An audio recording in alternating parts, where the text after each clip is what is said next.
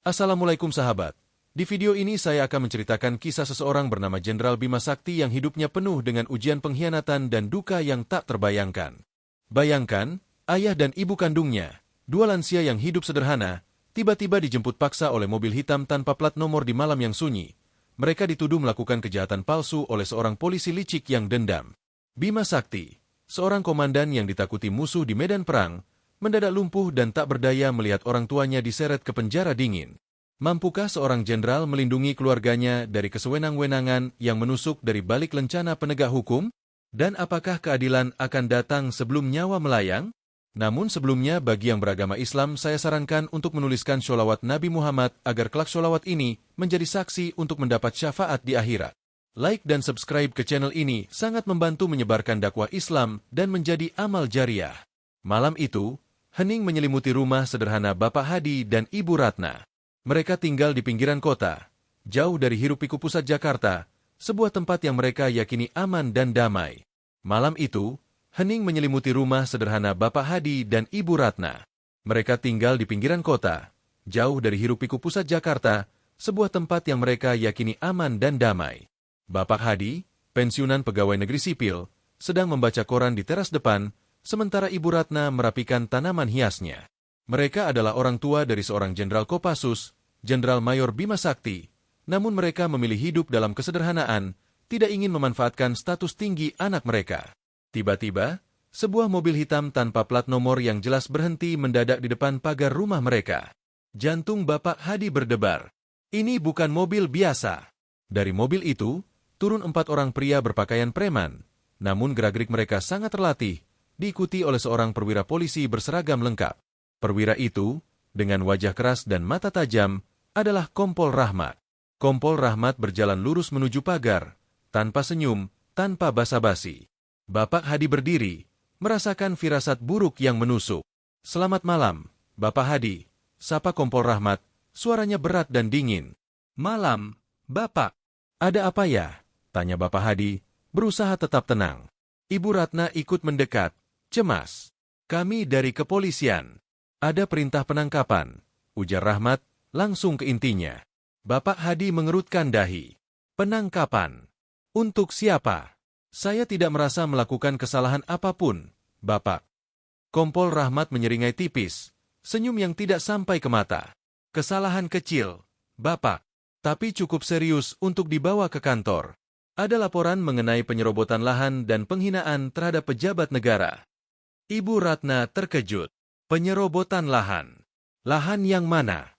Kami hanya punya rumah ini, Bapak, dan kami tidak pernah menghina siapapun." "Itu urusan nanti di kantor, Ibu," potong Rahmat cepat, nada suaranya mengandung otoritas yang tidak bisa dibantah. "Ikut kami sekarang. Jangan mempersulit keadaan." Bapak Hadi merasakan darahnya mendidih, tetapi ia tahu bahwa melawan secara fisik tidak akan ada gunanya. Ia hanya seorang pria tua. "Tunggu sebentar, Bapak. Bisakah saya telepon anak saya dulu? Anak saya Jenderal Bima Sakti di Kopassus. Dia pasti bisa menjelaskan kesalahpahaman ini." Mendengar nama Bima Sakti, mata Kompol Rahmat berkilat, bukan karena takut, melainkan karena rasa puas yang tersembunyi. Inilah yang dia tunggu. "Oh, Jenderal Bima Sakti. Kami tahu. Justru karena ini, kami harus lebih teliti," kata Rahmat, nadanya kini meremehkan. "Status anak Bapak tidak ada hubungannya dengan hukum. Hukum berlaku untuk semua orang. Sekarang, ayo." Rahmat memberi isyarat kepada 2 anak buahnya. Mereka langsung membuka paksa gerbang dan mendekati Bapak Hadi dan Ibu Ratna. "Jangan sentuh kami," ujar Bapak Hadi tegas. "Kami akan ikut.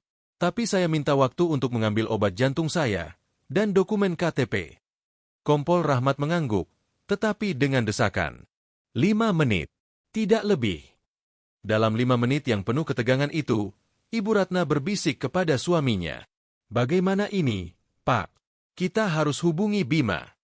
"Sudah tidak sempat, Bu. Mereka pasti sudah memutus jaringan seluler kita. Kita ikut dulu, jangan melawan.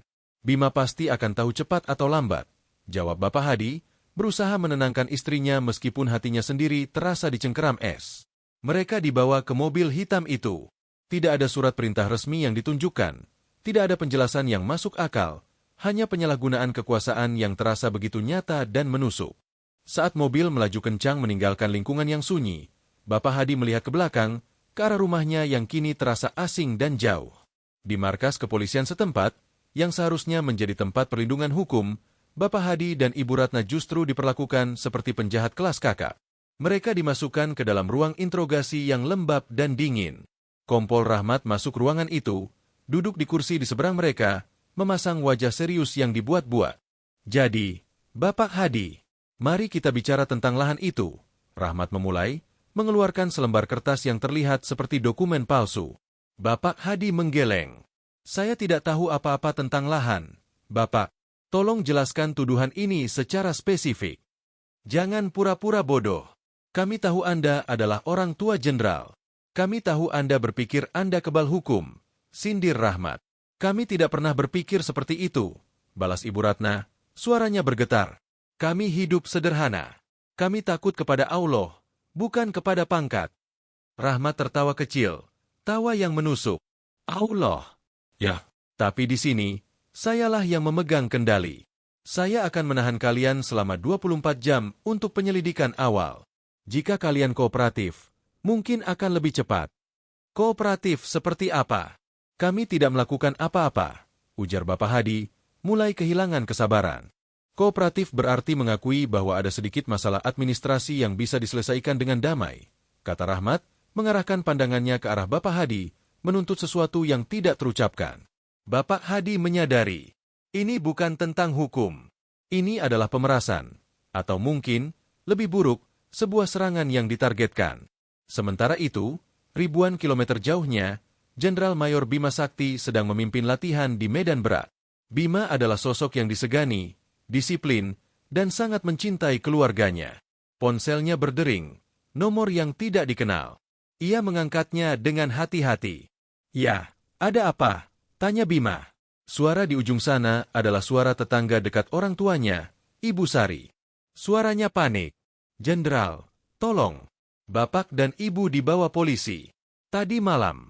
Tanpa alasan yang jelas. Mereka bilang Kompol Rahmat yang memimpin penangkapan. Dunia Bima seakan berhenti berputar. Orang tuanya ditangkap oleh polisi. Tunggu, Ibu Sari. Tenang. Polisi mana? Polsek atau Polres? Tanya Bima, suaranya berubah menjadi komando yang tajam, meskipun di dalamnya ada kepanikan yang luar biasa. Dibawa ke Polres Kota. Mobil hitam. Mereka kasar. Jenderal. Mereka bilang ada masalah lahan. Jawab Ibu Sari, hampir menangis. Bima segera mematikan panggilan. Ia merasa tubuhnya membeku, lalu tiba-tiba memanas oleh amarah. Ia segera memanggil ajudannya, Kapten Arya. Arya, batalkan semua jadwal saya. Siapkan penerbangan tercepat kembali ke Jakarta. Sekarang, perintah Bima tanpa memberikan penjelasan. Siap, Jenderal. Ada masalah mendesak, tanya Arya. Melihat ekspresi Bima yang sangat jarang terlihat. Masalah keluarga. Sangat mendesak, jawab Bima, matanya memancarkan api yang membakar. Perjalanan kembali ke Jakarta terasa seperti siksaan. Setiap detik yang terbuang terasa seperti pengkhianatan terhadap orang tuanya.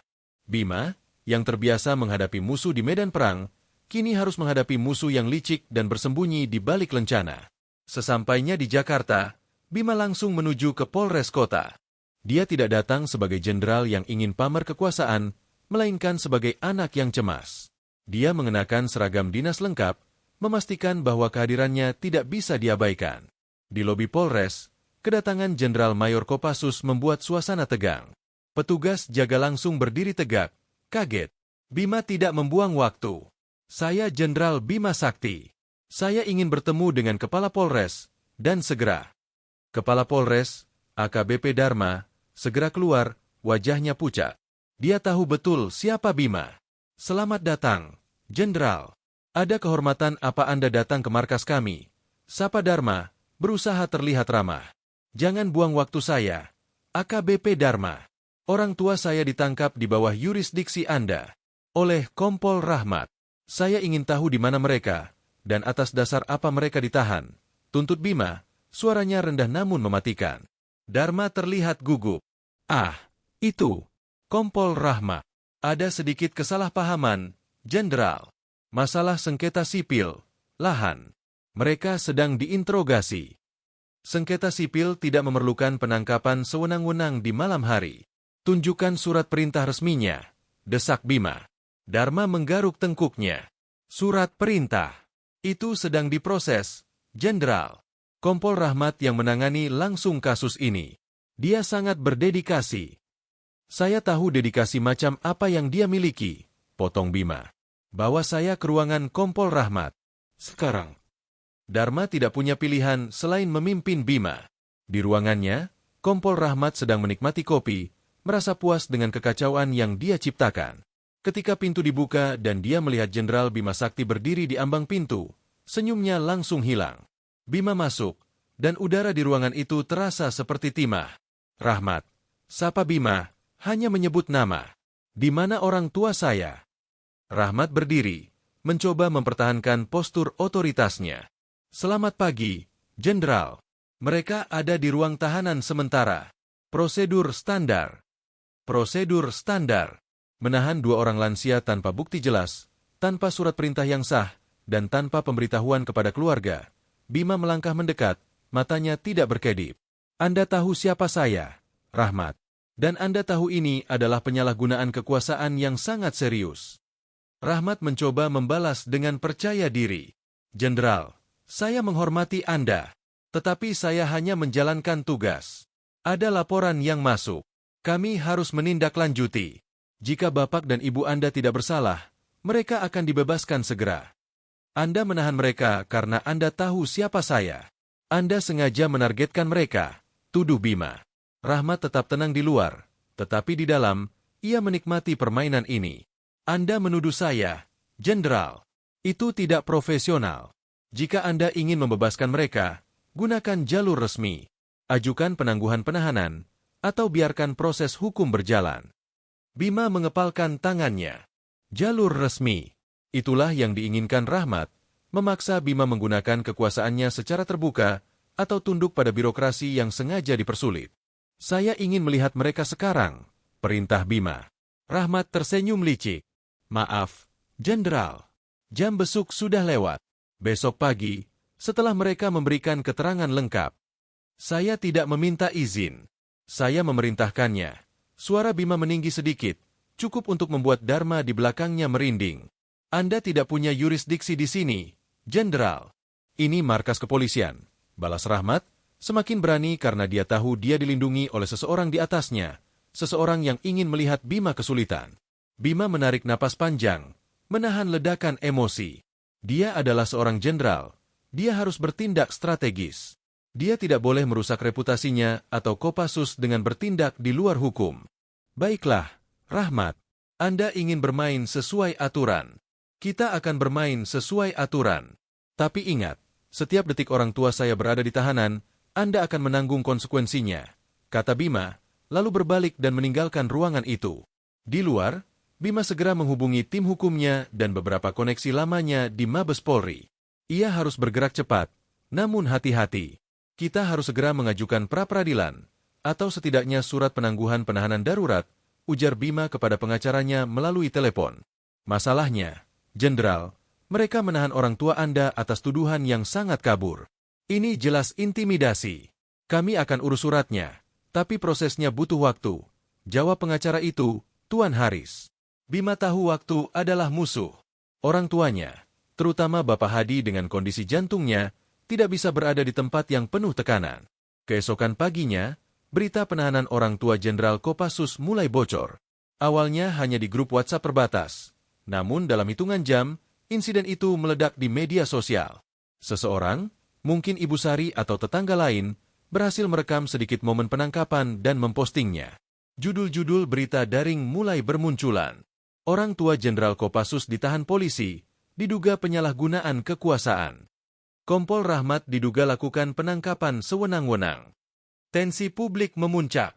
Masyarakat Indonesia sangat sensitif terhadap isu penyalahgunaan wewenang, terutama yang melibatkan penegak hukum. Status Bima sebagai Jenderal Kopassus hanya memperkeruh suasana, karena ini menunjukkan bahwa jika jenderal saja bisa diganggu, bagaimana dengan rakyat biasa? Bima, yang kini berada di kantornya di Jakarta, melihat berita itu dengan campuran marah dan lega. Marah karena privasi keluarganya dieksploitasi.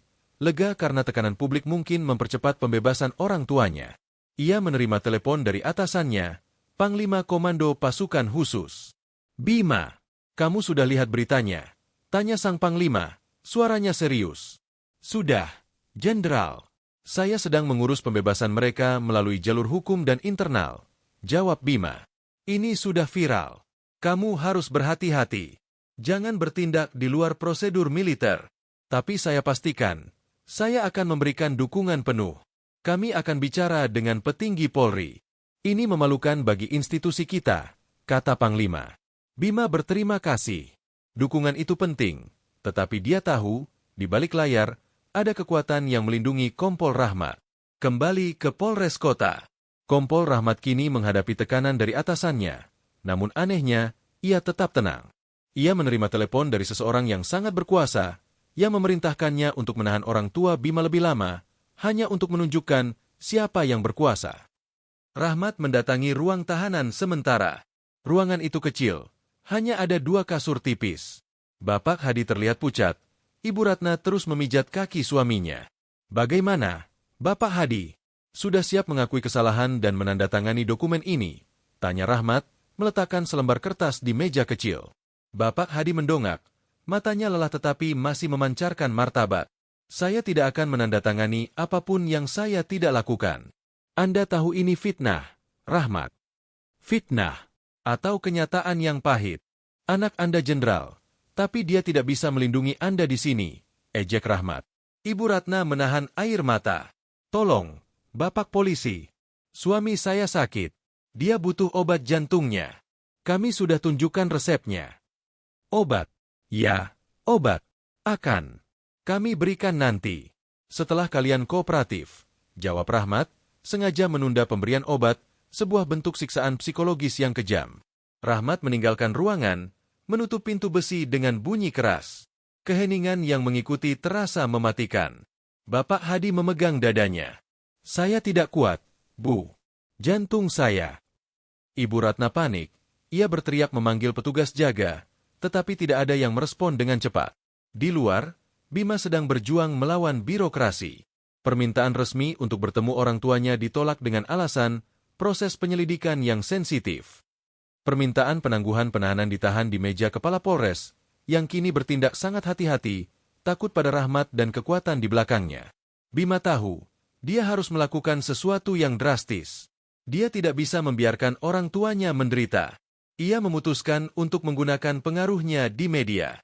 Bima menghubungi seorang teman lama, seorang jurnalis investigasi yang sangat dihormati.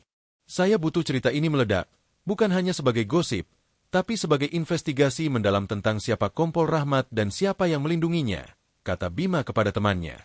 Jurnalis itu setuju. Dalam 24 jam berikutnya, media massa nasional mulai menyoroti Kompol Rahmat, menggali rekam jejaknya yang ternyata penuh dengan kasus-kasus penyalahgunaan wewenang dan pemerasan yang ditutup-tutupi. Tekanan publik ini tidak hanya menimpa Bima, tetapi juga langsung menghantam institusi kepolisian. Malam itu, Bima tidak bisa tidur. Dia hanya duduk di kantornya, menatap peta kota. Dia tahu orang tuanya masih di sana, di tempat yang seharusnya aman, tetapi kini menjadi penjara. Kapten Arya masuk. "Jenderal, ada kabar buruk." Bima mendongak, wajahnya tegang. "Apa?" Kompol Rahmat memindahkan lokasi penahanan. Tadi sore, secara diam-diam. Mereka tidak lagi di Polres Kota. Mereka dibawa ke sebuah fasilitas isolasi di pinggiran kota, milik kepolisian, tetapi tidak terdaftar sebagai tahanan resmi. Jelas Arya, informasinya didapat dari intelijen militer yang diam-diam disebarkan Bima. Bima berdiri. Ini adalah pelanggaran prosedur yang sangat serius. Rahmat sengaja mencoba menghilangkan jejak. "Siapkan tim terbaik, Arya. Kita akan bergerak. Resmi atau tidak resmi, saya akan bawa orang tua saya pulang," perintah Bima. "Tapi, Jenderal, jika kita bergerak tanpa izin resmi, ini bisa dianggap intervensi militer terhadap kepolisian," Arya mengingatkan, khawatir. "Saya tidak peduli lagi. Nyawa orang tua saya lebih penting daripada karir saya." "Rahmat sudah melewati batas," jawab Bima, suaranya penuh kepastian. Bima mengenakan pakaian sipil, tetapi membawa senjatanya. Dia tahu ini mungkin akan menjadi pertempuran yang tidak konvensional. Mereka melacak lokasi fasilitas isolasi itu. Itu adalah bekas markas polisi hutan yang kini jarang digunakan, tersembunyi di balik hutan beton. Saat mereka mendekati lokasi, Bima merasakan adrenalin membanjiri tubuhnya. Dia harus bertindak cepat dan tanpa kekerasan yang tidak perlu, tetapi dia siap melakukan apa saja. Di fasilitas isolasi itu, kondisi Bapak Hadi memburuk drastis. Dingin, kurangnya makanan yang layak, dan penundaan obat jantung telah mengambil korban. Ibu Ratna menangis di sampingnya. Ya Allah, kuatkan kami. Allah Maha Besar. Bapak Hadi terengah-engah. Ratna, Bima, dia pasti datang. Jangan takut. Kompol Rahmat muncul. Dia tampak lebih tegang, terganggu oleh berita yang viral. Masih keras kepala, Bapak Hadi. Anak Anda sedang sibuk menjadi pahlawan di media. Dia tidak akan datang ke tempat sepi seperti ini. Rahmat mencoba mematahkan semangat mereka. Anak saya akan datang. Dan Anda akan mempertanggungjawabkan semua ini. Bisik Bapak Hadi, suaranya lemah. Rahmat tertawa sinis. Saya tunggu. Tapi sepertinya Anda tidak punya banyak waktu lagi. Tepat pada saat itu, dari luar terdengar suara kendaraan berhenti mendadak dan teriakan singkat. Bima dan timnya telah tiba. Mereka menyergap 2 petugas jaga tanpa menimbulkan suara keras. Bima menemukan gedung isolasi itu. Dia membuka paksa pintu, dan yang pertama dilihatnya adalah Ibu Ratna yang terkejut dan Bapak Hadi yang terbaring lemah. Ayah, Ibu, Bima berlari ke arah mereka.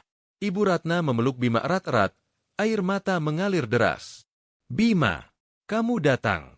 Alhamdulillah. Bima memeriksa ayahnya. Wajah Bapak Hadi pucat pasi, napasnya pendek dan cepat. Ayah, kita akan keluar dari sini. Sekarang, kata Bima, berusaha mengangkat ayahnya. Saat itulah Kompol Rahmat muncul dari sudut ruangan, pistol di tangannya. Berhenti, Jenderal. Jangan bergerak, ancam Rahmat.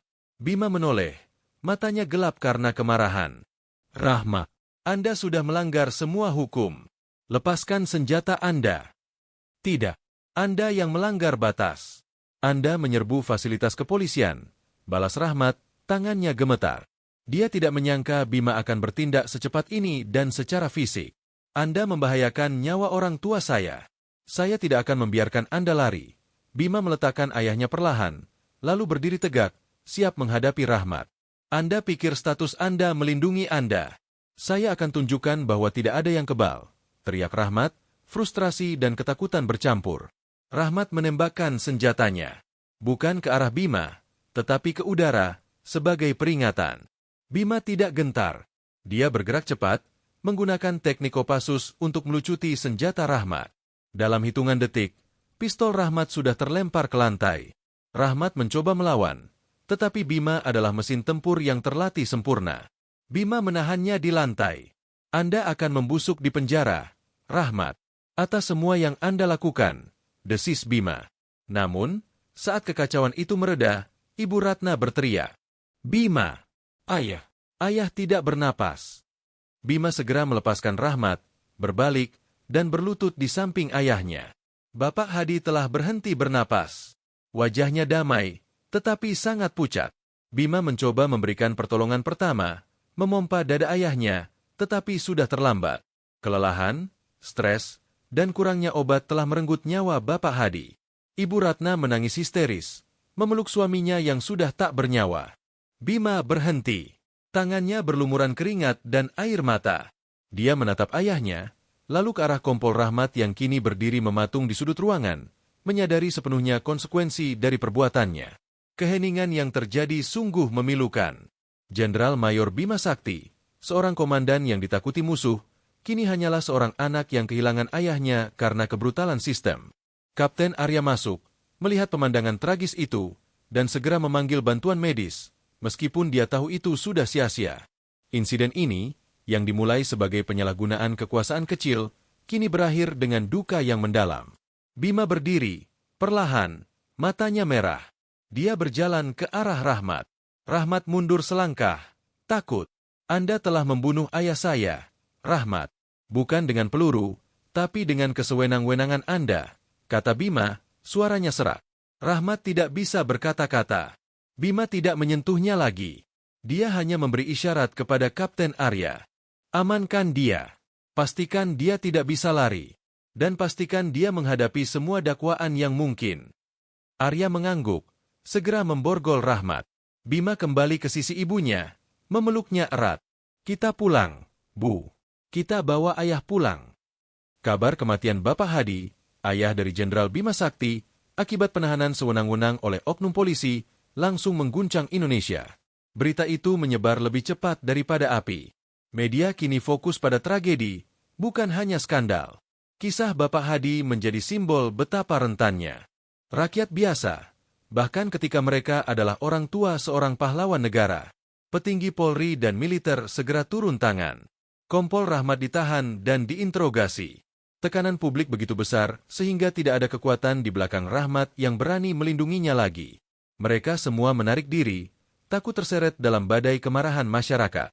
Proses pemakaman Bapak Hadi dilakukan dengan upacara militer, sebagai penghormatan kepada orang tua seorang jenderal yang berbakti. Bima berdiri di samping peti mati ayahnya, mengenakan seragam kebesarannya. Wajahnya kaku, menunjukkan kesedihan yang tak terucapkan. Ibu Ratna berada di kursi roda, didampingi oleh banyak kerabat. Selama pemakaman, Bima tidak mengeluarkan sepatah kata pun. Ia hanya menatap tanah yang akan menampung jasad ayahnya. Setelah upacara selesai, Bima kembali ke rumah.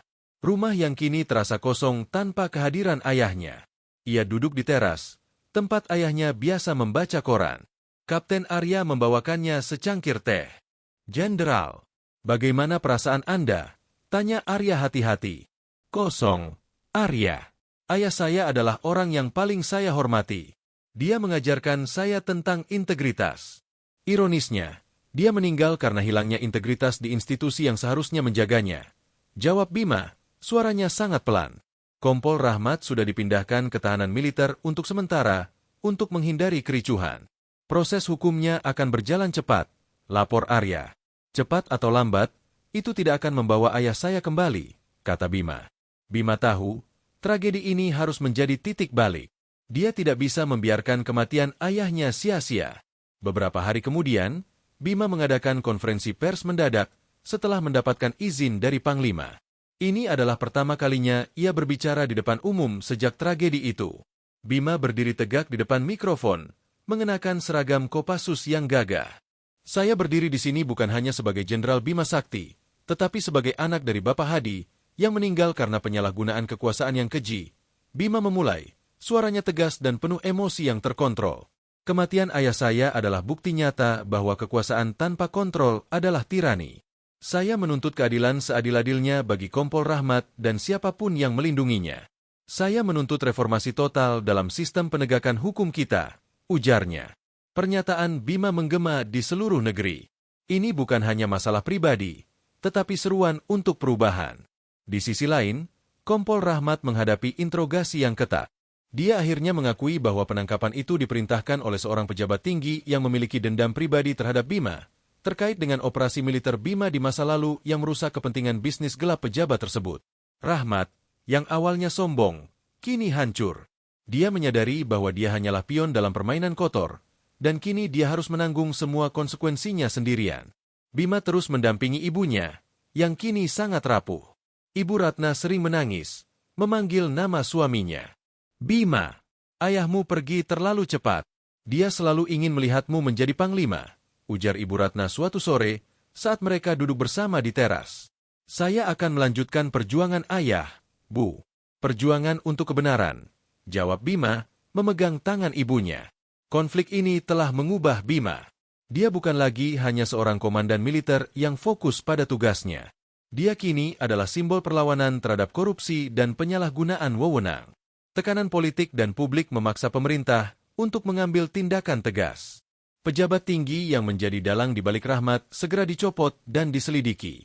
Institusi kepolisian dan militer bekerja sama untuk membersihkan internal mereka. Namun, bagi Bima, kemenangan hukum tidak akan pernah menggantikan hilangnya ayahnya. Beberapa minggu berlalu, Bima kembali ke rutinitasnya, tetapi dengan intensitas yang berbeda.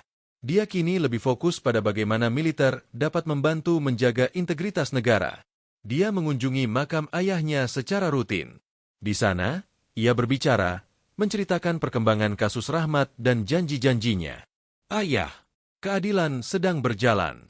Tapi duka ini akan selalu ada, bisik Bima di depan nisan ayahnya. Kasus Kompol Rahmat menjadi berita utama selama berbulan-bulan. Pengadilan berlangsung terbuka, disiarkan langsung, dan publik mengikuti setiap detailnya. Rahmat dinyatakan bersalah atas penyalahgunaan kekuasaan yang menyebabkan kematian, serta berbagai tuduhan korupsi lainnya.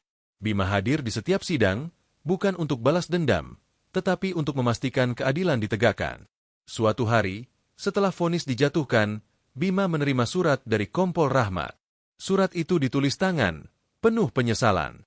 Rahmat menulis bahwa dia menyesali perbuatannya, bahwa dia dibutakan oleh ambisi dan janji kekuasaan. Dia meminta maaf atas tragedi yang menimpa Bapak Hadi. Bima membaca surat itu, tetapi tidak merasakan kepuasan. Hanya rasa lelah yang mendalam. Pengampunan adalah urusan Allah, tetapi keadilan harus ditegakkan di dunia.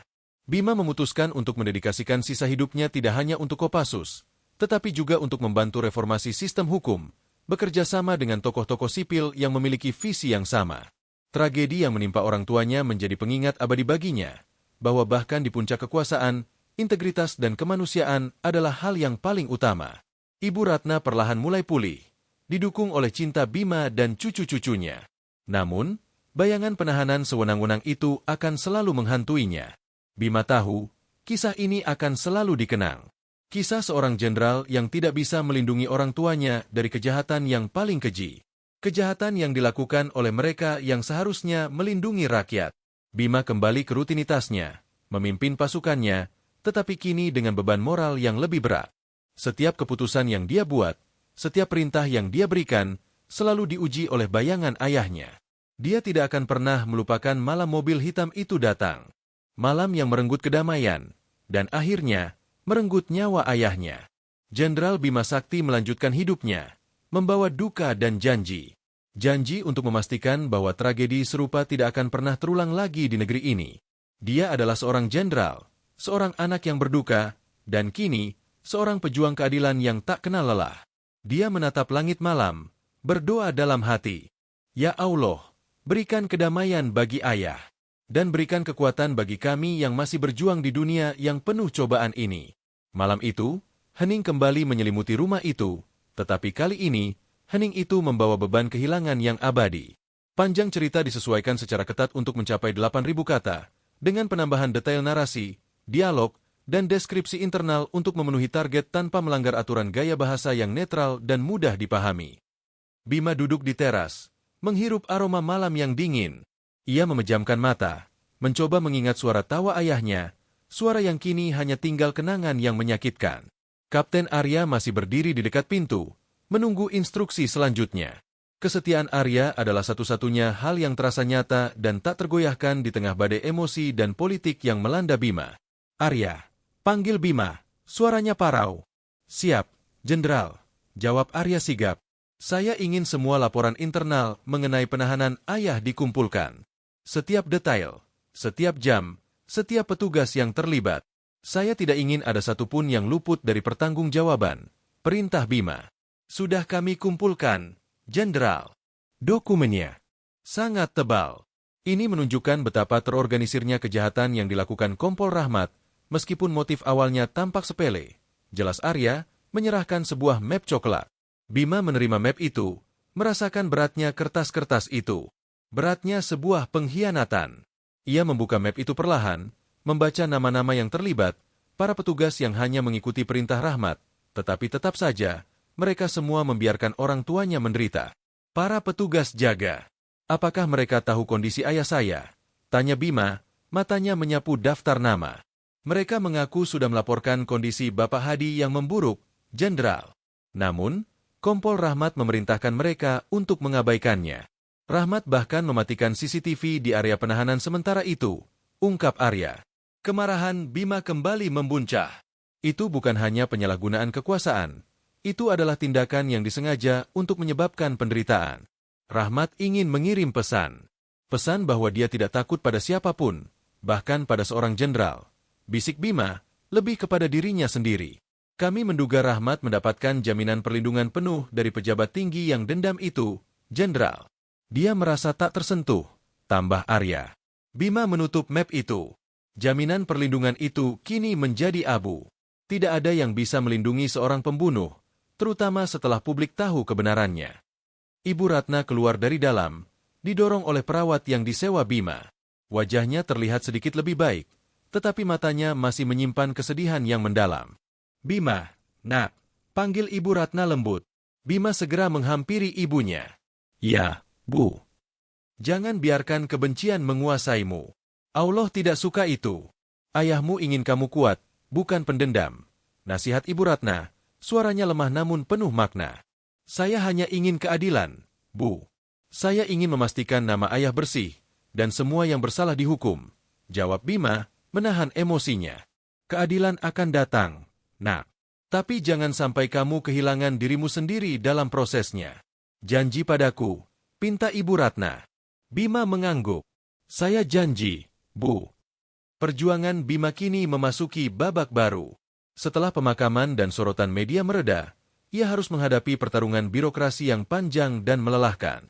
Dia harus memastikan bahwa Kompol Rahmat dan dalangnya tidak hanya dihukum, tetapi juga bahwa sistem yang memungkinkan mereka beroperasi dirombak total. Bima menggunakan pengaruhnya di Mabes TNI, mendesak adanya koordinasi yang lebih baik dan transparansi antara militer dan kepolisian. Dia berbicara dengan tegas, menggunakan tragedi ayahnya sebagai contoh paling menyakitkan dari kegagalan sistem. Kita tidak bisa membiarkan lencana menjadi tameng bagi kejahatan, Bima berkata dalam sebuah pertemuan tertutup dengan para petinggi militer dan kepolisian. Kematian Bapak Hadi adalah noda hitam bagi kita semua. Jika kita tidak bisa melindungi orang tua jenderal, bagaimana kita bisa meyakinkan rakyat bahwa kita bisa melindungi mereka? Bima melanjutkan, suaranya tajam. Kepala kepolisian saat itu, seorang jenderal yang terkejut dengan skala kemarahan publik, berjanji akan melakukan penyelidikan menyeluruh. Dia tahu, karirnya bergantung pada bagaimana dia menangani kasus ini. Sementara itu, kasus Rahmat terus bergulir. Jaksa penuntut bekerja keras mengumpulkan bukti, dibantu oleh data yang diam-diam dikumpulkan oleh tim intelijen Bima. Bukti menunjukkan bahwa Rahmat telah menerima suap besar untuk melakukan penangkapan itu, dan bahwa dia sengaja menciptakan tuduhan palsu tentang sengketa lahan. Di ruang tahanan, Kompol Rahmat mulai menunjukkan tanda-tanda depresi. Kesombongannya telah hilang, digantikan oleh rasa takut yang mendalam. Dia tahu, dia telah membuat musuh dari orang yang salah, dan kini, tidak ada yang bisa menyelamatkannya. Rahmat mencoba menghubungi pejabat tinggi yang memberinya perintah, tetapi teleponnya tidak pernah diangkat. Dia ditinggalkan sendirian untuk menghadapi konsekuensi perbuatannya. Bima tidak pernah mengunjungi Rahmat di penjara. Dia merasa itu tidak perlu. Pertarungannya adalah melawan sistem, bukan hanya melawan satu individu yang sudah hancur. Namun, suatu sore, Bima menerima panggilan tak terduga dari pengacara Rahmat. Jenderal, klien saya ingin membuat pernyataan resmi. Bukan hanya pengakuan di pengadilan, tetapi pernyataan yang mengungkap seluruh jaringan yang melindunginya. Dia ingin bersaksi sebagai saksi kunci, kata pengacara itu. Bima merenung. Rahmat ingin mengurangi hukumannya dengan mengorbankan dalangnya. Ini adalah kesempatan untuk memotong akar masalahnya. Saya akan mempertimbangkan. Tapi dia harus memberikan semua detail. Tidak ada yang boleh disembunyikan, jawab Bima. Pertemuan rahasia pun diatur. Bima, ditemani oleh tim hukumnya dan Kapten Arya, bertemu dengan Rahmat di sebuah ruangan interogasi yang aman. Rahmat tampak kurus, matanya cekung. Dia tidak lagi mengenakan seragam kebesarannya, hanya pakaian tahanan yang lusuh. Jenderal Bima, saya tahu, kata maaf tidak akan cukup. Saya tahu saya menyebabkan penderitaan yang tak terhingga. Rahmat memulai, suaranya penuh penyesalan yang terdengar tulus. Bima hanya menatapnya, tanpa ekspresi.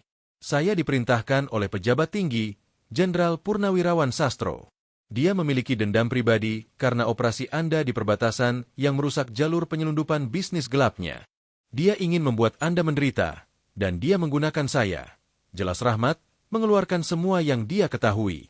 Rahmat merinci bagaimana Jenderal Sastro membiayai operasi penangkapan, bagaimana dia memasukkan dokumen lahan, dan bagaimana dia menjamin bahwa Bima tidak akan bisa membebaskan orang tuanya melalui jalur resmi. Bima mendengarkan dengan seksama, setiap detail mengkonfirmasi kecurigaannya. Ini adalah operasi yang direncanakan dengan matang, dirancang untuk menghancurkannya secara emosional dan profesional. "Mengapa Anda baru bicara sekarang, Rahmat?" tanya Bima dingin. "Saya sadar. Saya telah mengorbankan segalanya untuk orang yang tidak peduli. Saya melihat bagaimana ayah Anda diperlakukan, dan saya tahu, saya telah melanggar sumpah saya sebagai seorang polisi. Saya ingin menebusnya, setidaknya dengan memastikan Sastro jatuh," jawab Rahmat. Pengakuan Rahmat menjadi kunci. Bima segera menyerahkan informasi ini kepada Jaksa Agung dan Panglima TNI. Skandal itu semakin membesar, kini melibatkan seorang jenderal purnawirawan yang sangat dihormati. Penangkapan Jenderal Sastro menyebabkan gempa politik yang hebat.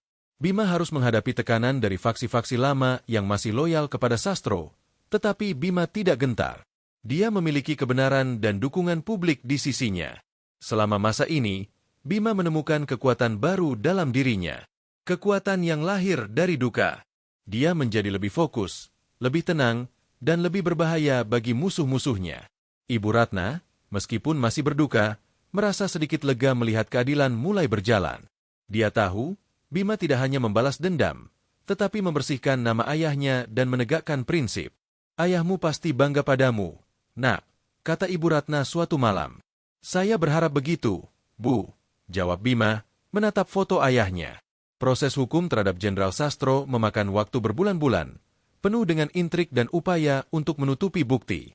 Namun, kesaksian Rahmat, yang kini menjadi saksi mahkota, terbukti tak terbantahkan. Di tengah semua kekacauan ini, Bima tetap konsisten dalam memimpin Kopassus. Dia memastikan bahwa tragedi pribadinya tidak mengganggu tugas profesionalnya, tetapi justru menguatkan tekadnya untuk melayani negara dengan integritas. Ia sering mengunjungi fasilitas latihan, berbicara dengan para prajurit muda. Dia tidak pernah menceritakan detail tragedi itu, tetapi ia menekankan pentingnya moralitas dan etika, bahkan dalam situasi paling sulit sekalipun. "Kita adalah pelindung rakyat. Jangan pernah biarkan kekuasaan membutakan mata kita," pesannya selalu. Bima menyadari bahwa tragedi ini telah mengangkatnya ke posisi yang lebih tinggi, bukan dalam hal pangkat, tetapi dalam hal pengaruh moral. Dia kini dipandang sebagai simbol perlawanan terhadap otoritas yang korup. Akhirnya, putusan pengadilan dijatuhkan. Jenderal Sastro dihukum berat atas konspirasi dan kejahatan terorganisir. Kompol Rahmat, meskipun mengakui kesalahannya, tetap menerima hukuman penjara yang lama sebagai konsekuensi atas perannya dalam penahanan yang menyebabkan kematian Bapak Hadi. Bima menghadiri sidang terakhir itu. Setelah putusan dibacakan, ia meninggalkan gedung pengadilan tanpa berbicara kepada media. Dia merasa lega, tetapi tidak merayakan. Keadilan telah ditegakkan, tetapi harganya terlalu mahal. Ia kembali ke rumah, di mana Ibu Ratna menunggunya. "Sudah selesai, Bu," kata Bima, duduk di samping ibunya. Ibu Ratna tersenyum lemah. "Alhamdulillah, sekarang ayahmu bisa beristirahat dengan tenang."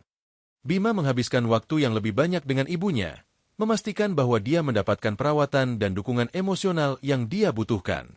Dia tahu, ibunya adalah harta yang tersisa dari masa lalunya yang damai. Dia juga mulai mengurus yayasan yang didirikan atas nama ayahnya, yang bertujuan memberikan bantuan hukum gratis kepada masyarakat yang menjadi korban penyalahgunaan kekuasaan oleh aparat negara. Ini adalah cara Bima untuk mengubah duka menjadi tindakan nyata. Tahun-tahun berlalu, Bima Sakti terus menanjak dalam karir militernya, tetapi dia tidak pernah melupakan asal-usulnya atau tragedi yang membentuknya. Ia menjadi Jenderal Bintang 3, dihormati oleh semua pihak. Namun, di balik semua kehormatan itu, ia tetaplah anak yang kehilangan ayahnya karena kesewenang-wenangan.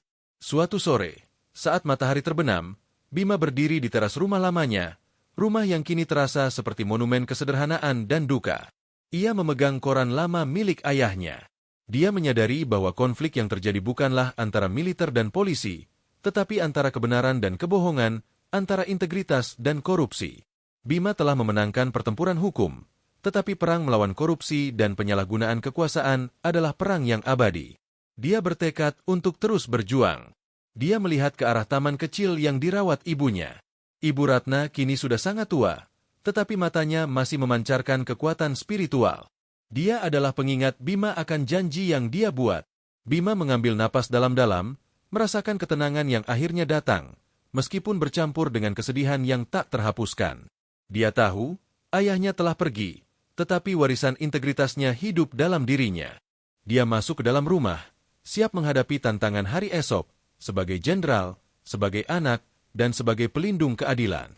Lanjutan narasi untuk mencapai target 8.000 kata, fokus pada detail kehidupan Bima setelah tragedi, refleksi, dan dampak jangka panjang pada karirnya, sambil mempertahankan gaya bahasa yang netral dan menghindari kesimpulan. Jenderal Bima Sakti kini menjabat sebagai Kepala Staf Angkatan Darat, memimpin pertemuan penting di markas besar. Meskipun posisinya jauh lebih tinggi dan tanggung jawabnya mencakup seluruh angkatan, bayangan masa lalu tidak pernah benar-benar hilang. Setiap kali ia harus mengambil keputusan terkait disiplin atau etika, wajah ayahnya selalu muncul di benaknya. Ia memastikan bahwa setiap prajurit di bawah komandonya memahami betul batasan kekuasaan mereka. Bima menerapkan sistem pengawasan internal yang sangat ketat, sebuah warisan langsung dari duka yang ia alami. Kekuasaan adalah amanah, bukan hak untuk menindas, kata Bima dalam setiap pidato pengarahannya. Kapten Arya, yang kini sudah menjadi kolonel dan menjabat sebagai ajudan utama Bima, adalah saksi bisu dari transformasi jenderal tersebut. Arya melihat bagaimana Bima berubah dari seorang komandan yang fokus pada taktik perang menjadi seorang pemimpin yang berjuang untuk moralitas institusi. Suatu pagi, Kolonel Arya masuk ke kantor Bima. "Jenderal, ada surat dari pengadilan tinggi. Permintaan pembebasan bersyarat untuk Kompol Rahmat," lapor Arya, meletakkan dokumen itu di meja Bima. Bima menatap dokumen itu lama sekali. Wajah Rahmat muncul di benaknya, wajah yang penuh kesombongan, lalu wajah yang penuh penyesalan di ruang interogasi. "Apa pendapat tim hukum?" tanya Bima, suaranya datar. Mereka mengatakan Rahmat telah menjalani 2/3 masa hukumannya dan menunjukkan perilaku yang baik. "Secara prosedural, dia memenuhi syarat," jawab Arya. Bima menghela napas. Dia tidak memiliki kekuatan untuk menghentikan proses hukum yang sah, meskipun ia sangat ingin. "Ini adalah hukum, Arya. Dan kita harus menghormati hukum, meskipun itu menyakitkan," kata Bima. "Saya tidak akan mengintervensi. Biarkan proses berjalan." Keputusan Bima untuk tidak menggunakan kekuasaannya untuk menahan Rahmat lebih lama adalah bukti dari janji yang ia buat kepada ibunya. Janji untuk tidak membiarkan kebencian menguasainya. Namun, ia menambahkan satu syarat. Pastikan bahwa sebelum dia dibebaskan, ada pengawasan ketat. Dan pastikan dia tidak diizinkan kembali ke institusi kepolisian. Dia harus menjalani kehidupan sipil biasa, jauh dari kekuasaan. Arya mencatat perintah itu. Setelah Rahmat dibebaskan, Bima merasa ada babak yang tertutup. Namun, konflik yang lebih besar, konflik dengan Jenderal Purnawirawan Sastro, masih meninggalkan bekas luka yang dalam. Sastro, meskipun di penjara, masih memiliki koneksi dan pengaruh. Bima tahu, dia harus selalu waspada. Ibu Ratna, yang kini berusia 90-an, hidup dalam ketenangan. Dia sering menghabiskan waktu di taman, merawat bunga-bunga kesayangan suaminya. Bima memastikan bahwa ibunya dikelilingi oleh cinta dan perhatian. Suatu sore, Ibu Ratna memanggil Bima ke sisinya. "Bima, ayahmu sering bilang, kekuatan sejati bukan terletak pada seberapa banyak musuh yang kamu kalahkan, tetapi pada seberapa banyak kebenatan yang kamu tegakkan," bisik Ibu Ratna, tangannya yang keriput memegang tangan Bima. "Saya ingat, Bu," jawab Bima. "Kamu sudah melakukan tugasmu dengan baik. Nak, kamu sudah menjadi kebanggaan ayah. Jangan pernah lelah berbuat baik," katanya, lalu memejamkan mata, wajahnya tersenyum damai. Beberapa hari kemudian, Ibu Ratna meninggal dunia dalam tidurnya, dengan tenang. Kepergian Ibu Ratna adalah duka kedua yang sangat mendalam bagi Bima. Dia kini menjadi yatim piatu, tanpa lagi memiliki jangkar emosional yang menghubungkannya dengan masa lalunya yang sederhana. Pemakaman Ibu Ratna dilakukan di samping makam Bapak Hadi. Bima berdiri di sana, sendirian di bawah langit yang mendung. Setelah kepergian kedua orang tuanya, fokus Bima semakin tajam. Dia merasa bebas dari kekhawatiran pribadi, dan kini bisa sepenuhnya mendedikasikan dirinya pada tugas negara dan reformasi yang ia mulai. Bima meningkatkan upayanya dalam memberantas korupsi di dalam tubuh militer. Dia bekerja sama dengan lembaga anti korupsi, membuka jalur komunikasi dan pelaporan yang sebelumnya tertutup. Keputusannya ini disambut dengan pujian dari masyarakat, tetapi juga menciptakan banyak musuh internal. Banyak perwira tinggi yang merasa terancam oleh standar moral baru yang diterapkan Bima. Salah satu tantangan terbesar Bima adalah mengubah budaya kebal hukum yang telah mengakar kuat. Dia harus berjuang melawan mentalitas bahwa pangkat memberikan izin untuk melakukan kesalahan. Bima selalu membawa kenangan pahit penahanan orang tuanya sebagai pengingat. Dia tidak ingin ada keluarga prajurit lain yang menderita karena kesewenang-wenangan. Dia mendirikan sebuah pusat pelatihan etika militer, menamainya sesuai dengan nama ayahnya.